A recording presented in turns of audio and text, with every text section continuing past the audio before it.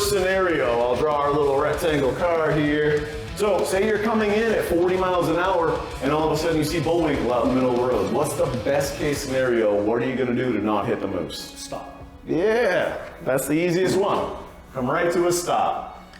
Or sometimes we'll call it straight line brake. So, this may sound a little silly, but what's the order of operations for a stop? You're cruising along at 40, what's the first thing you need to do? Let off the gas. Lift off the gas. We just spent all day yelling at you guys never to lift, so this might be a little weird when we go to yell stop. But yes, lift off the gas, the weight goes forward. You need to stop the car though, so then go to the brake. What foot are you guys gonna be using on the brake? Your right foot. Any reason why? Because you have a clutch. No? Yeah, I mean, yes, you're gonna stall it, but what's worse? You stall the car once, or you maybe hit a moose and have him come through the windshield. Right. So left foot brake. Still, even though you let off the gas and that brake's gonna sink like a... We do it for reaction time. Okay. So, you know, if you're cruising along in a heavy traffic situation, hover your foot right over the brake like we're having you do out here, because if you're cruising along down the highway 80 miles an hour and you're quick to come off the gas and get to the brake, it still takes about a second. So I think they say at 80 miles an hour, you're still gonna travel 88 feet in distance in that 1 second. Okay. So if you're within the brake within a half a second, you've already saved yourself 44 feet in stopping distance. So that's huge, just reaction time alone. So in this stop scenario, you've lifted, you've hit the brake with your left foot. Depending on the brake bias of the car, it may start to oversteer a little bit. If you can calculate that you've got the room and you don't want to hit it, you want a smaller signature in the middle of the road, release a little brake pressure, you'll straighten out. So we'll be in the car. You guys just kind of keep driving at the obstacle till we yell stop, or you'll see our fist come up, you'll lift off, you'll brake hard right to a stall. If we don't hit the green cones, we'll be happy. All right, so that's the stop scenario. And all of these apply for rear wheel, all wheel. Yes, this is all drivetrains, front wheel, all wheel, rear wheel. It's good in all surface types, so snow and ice, mud and gravel, asphalt, it works on all of them. The next one I'm gonna do, you saw where I drew the car, about here. I'm gonna get you a little closer before I yell stop in this next scenario. So this next one, it's called Brink, attempt to stop, just like before, but you're gonna need to avoid, because I've sabotaged you. I'm gonna yell for a stop closer to the cones. We're not gonna have time to come to a full stop. So, in this scenario, I've yelled stop, you start it the same way, you lift out of the gas, you add the brake. Because you're out of the gas and on the brake, it's potentially gonna get wheel lockup. Not necessarily a bad thing until you get to the avoid part. So I'm gonna yell stop, you'll attempt to stop. I'll give you a direction last second. If I say left and you guys have committed to a right, don't worry about the left, let's just go wherever you're going. But the key thing is, if I yell right for this scenario, you guys gotta get your eyes up and over here. Look for that escape route. So first thing you do is look over to the right. What happens when you looked out in the slalom?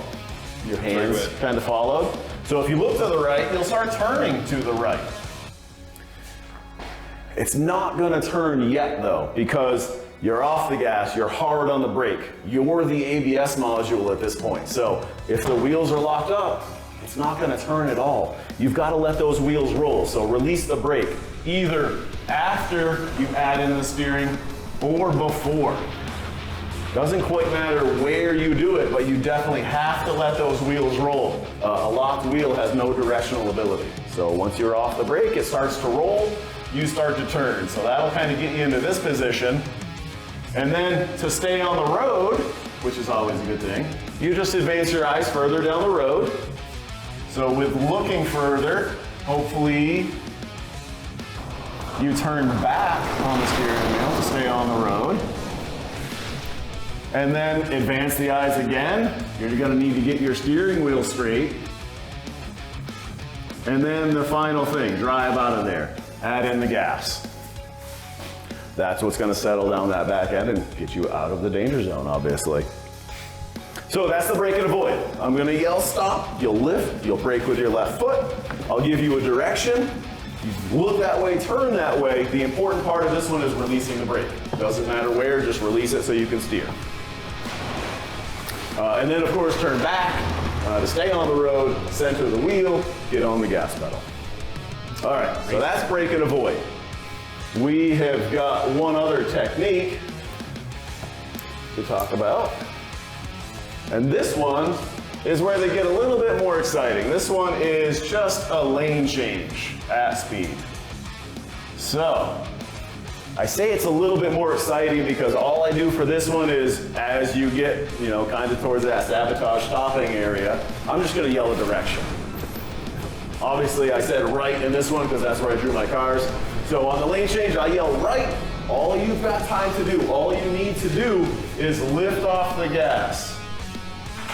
Look over to the right, or whichever direction I call, so you turn that way, and then the exiting procedure stays the same every time. You of course need to look further, center the wheel, or turn back, then center the wheel, then roll into that American pedal, the gas pedal. I say it's more exciting because there's no brake at all on this one. It gets more exciting because think about the weight transfers that's happening. You're coming in at 35, 40 miles an hour, you lift off the gas, that's great. You got the weight forward. It's really gonna turn really well on this next one. As you turn to the right, it's gonna wanna slide out that way, so your weight starts going the opposite direction here. Then you're quickly gonna turn back to stay on the road, so you've really loaded up some side-to-side energy at this point. If you did nothing here except center the wheel, it's just gonna slow motion spin out, right? You need to change where the weight is in this scenario. So now, once your wheel is straight, you roll into the gas, that's what really straightens you out. That puts the weight on the back and digs in those rear tires, and you'll just drive out of there, no problem. So that's the lane change. Lift off the gas, turn to the right to miss the moose, turn to the left to stay on the road, center the wheel, give it some American pedal. How much gas are you gonna add? All of it. All of it. That's the answer I was fishing for, right? If you give all of it, and you're on a, even an asphalt road has a little crown to it, shape of the road starts to dictate what's gonna happen to the car. So if you're over on this right side, the road is sloped off that way. So envision flooring it, giving it all the gas. You spin those front wheels, the front's just gonna torque steer right off the road. So we like to say just enough gas to get that weight in the back of the car. So ease into it. You don't need to go full throttle, even though it's only a 100 horsepower Fiesta. The last one we do, it's not a technique per se as much as it is a tweak on a lane change. So what we do is we're coasting into a lane change. So if you're coasting, you're gonna get to speed early. You'll get up to that speed zone of 35 or so. We'll have you lift off the gas. That gets the weight forward, but the springs rebound it. So the vehicle's neutral when you get to the scenario aspect of it. And I'm just gonna yell out right, last second. Is there another way to get forward if you don't have, or is there another way to get the weight forward if you don't have the gas on? Yeah. So just tap the brakes. So in this scenario, I'll give you a second warning of go right. So you tap the brakes for half a second, quick on, quick off. That gets the weight forward better, more effectively for your turn away. And then you just finish it the same way. Turn back to the left, center the wheel, roll into that gas pedal. So those are the 3 techniques we'll go try. We'll demo first. You guys have any questions?